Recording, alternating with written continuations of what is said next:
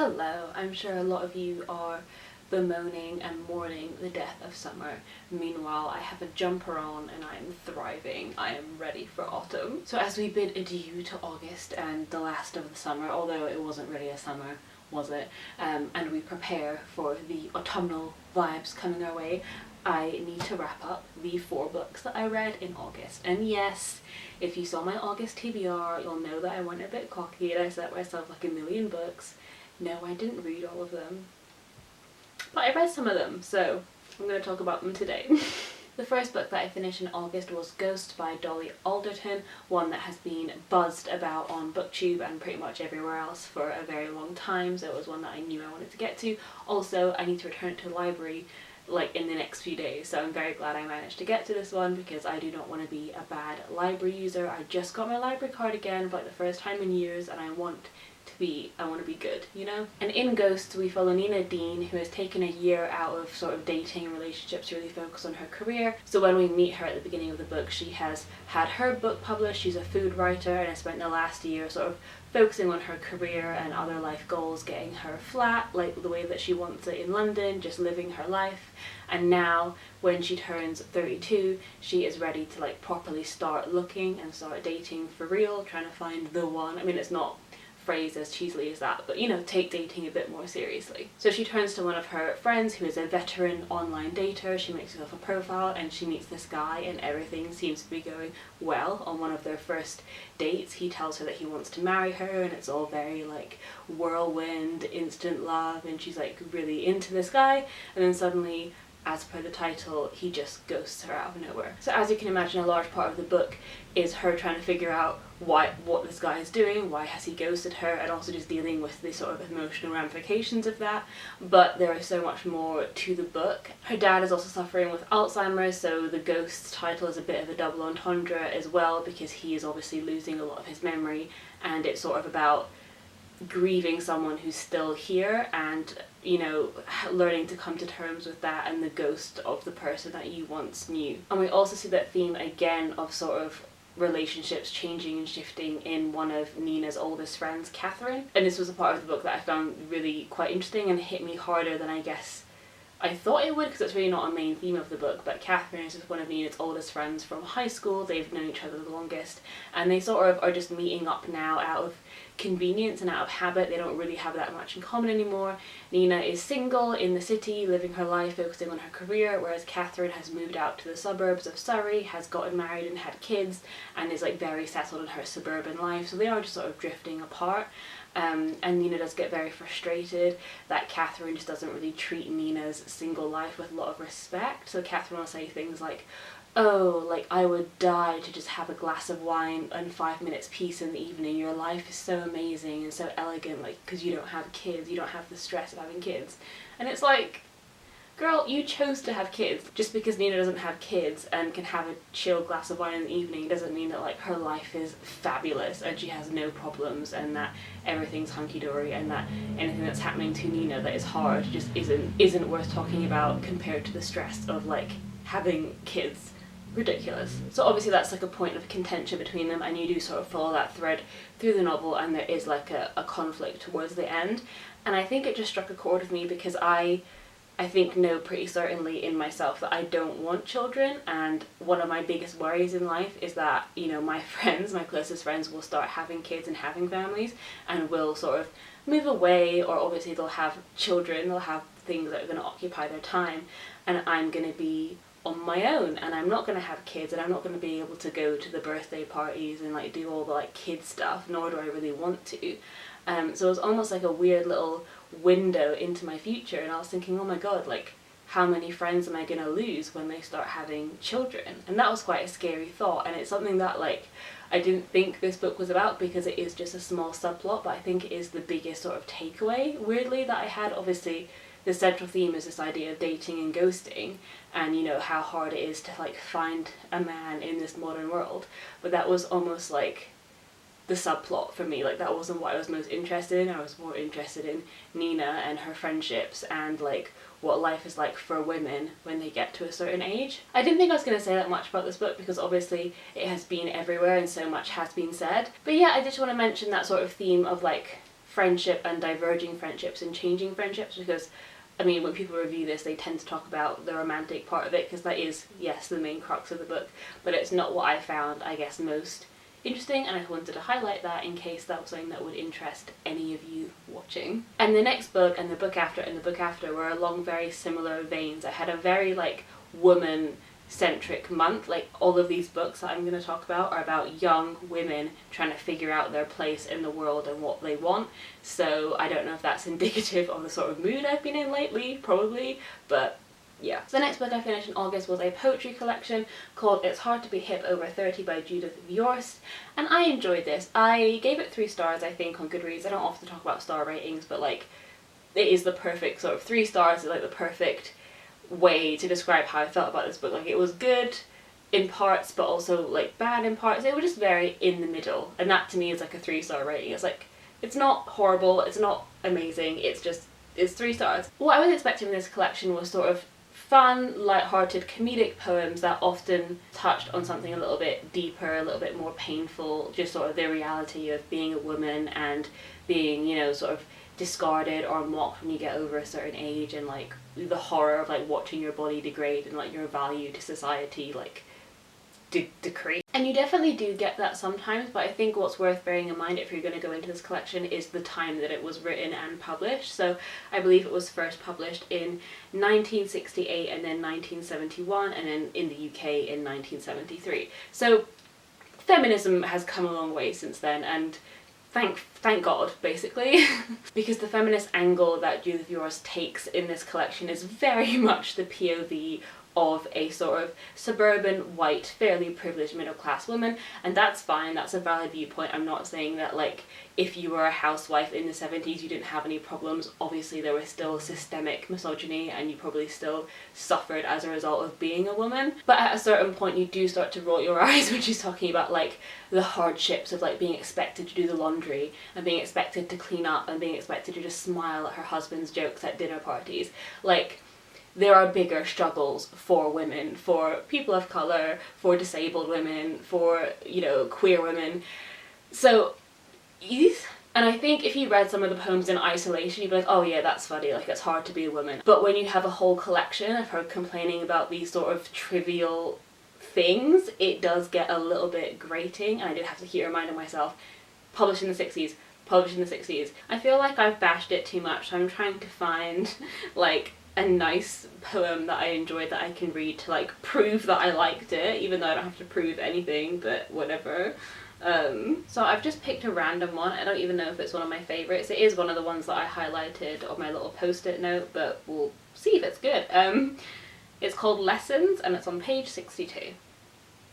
She was taught if you don't get married you'll wind up a very lonely person staring at the 4 walls, and he was taught if you don't finish law school you'll wind up an object of pity and contempt selling ties in an East Orange haberdashery.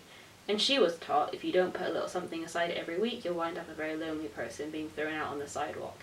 And he was taught if you lend a friend your sports jacket he will perspire under the arms and it won't come out at the cleaners and you'll wind up resentful. And she was taught if you don't have Blue Cross and Blue Shield you'll wind up a very lonely person, delirious in a hospital ward.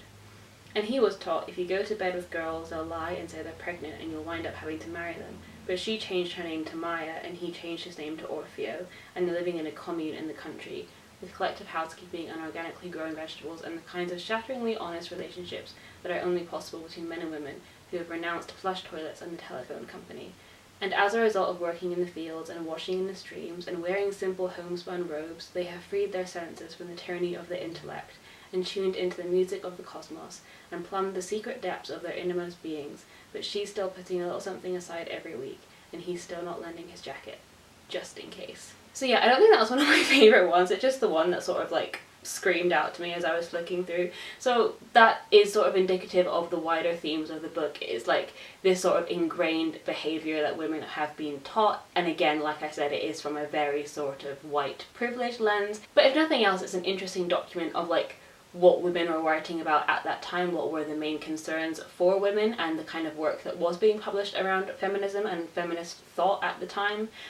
So I definitely would recommend it, but like with that caveat in mind, like it is a little bit outdated, but there's still definitely stuff that you can get enjoyment out of, and there are some very funny poems in here and definitely like worth reading, I think. The next book I finished in August was Queenie by Candace Williams. Again, another one in the oeuvre of a young woman sort of bumbling through life and trying to figure out who she is, what she wants, and who she's gonna love. And this was the August pick for the I Should Have Read That book club, which is hosted by Shannon from 155 Books, Charlotte from Queenie Reads, and Karis from Karis's Corner, all of whom are lovely ladies who I love with my whole heart, and you should go and check out their book club and the live show, which will probably be up by the time this goes up, or near about the time this goes up, and I'm very excited to tune into that live show and discuss this book. And it's very funny that I finished reading this and didn't read the book from my own book club, the August pick. And it's because our live show has been a bit postponed, so I still have some time to read it, but like, come on.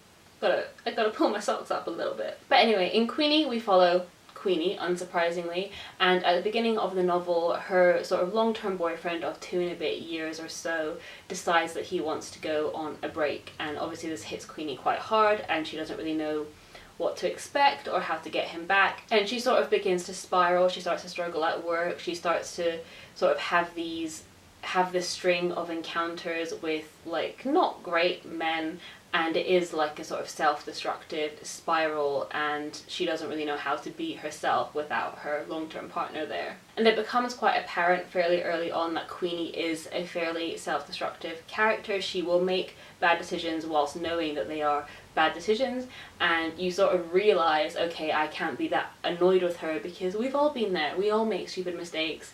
I wanted to be kind to her, I wanted to feel empathy for her, but it does get frustrating, and I think that's interesting because obviously, if she was your friend, you'd be kind and understanding and caring, but if it was you, you would get fed up with yourself and angry with yourself. And I think that's a very interesting dynamic because Queenie's obviously, she's dealing with a lot of unresolved trauma and a lot of insecurity and a lot of self-hatred, and her friends are there for her while she is sort of muddling through, fucking up, making bad decisions, irresponsible decisions.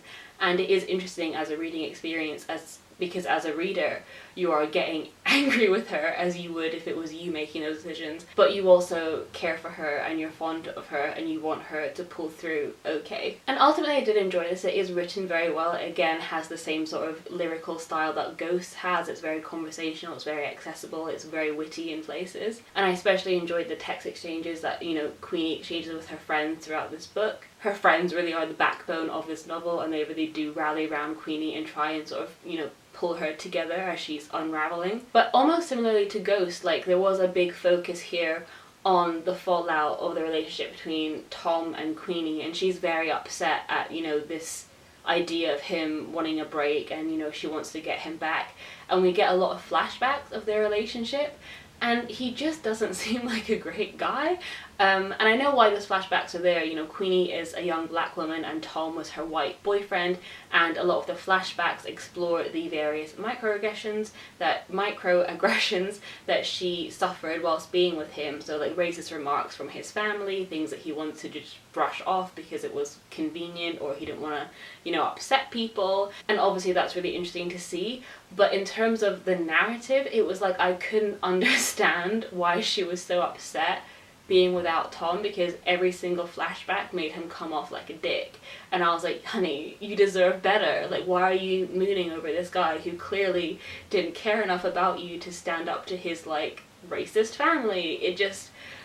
I just didn't empathize with Tom at all, and I think that made it really hard to sort of believe in Queenie's heartbreak. Like obviously, like if you're in a not shit relationship, you don't always recognize that at the time of being in it, and maybe she needed some distance to like properly realize that I deserve better, he was a bad guy. But I think because the romantic relationship and the fallout of it was such a huge focus of the novel, it did detract my enjoyment a little bit, because I just didn't understand what was so great about Tom that we had to give him so much page time.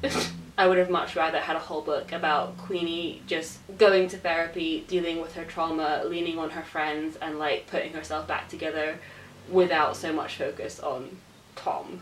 So yeah, ultimately I'm glad I read it. I really enjoyed it, but It's not going to be like a strong favourite for me, but I am really excited to see what Candace Carty-Williams writes next, because she has a very, very fun and readable writing style that I just got lost in completely. And last up we have, I think, potentially my favourite of the month, which is Snowflake by Louise Neyland. Again, a young woman trying to figure out her shit. And I think maybe this struck more of a chord with me because Ghost was about a 32-year-old woman, so that was, you know, a little sort of peek into my future. And Queenie was about, I think she's 25, trying to work out what she wants in her career and stuff. And that again was like a little bit removed from me, even though I'm only 24. But anyway, let's breeze past that.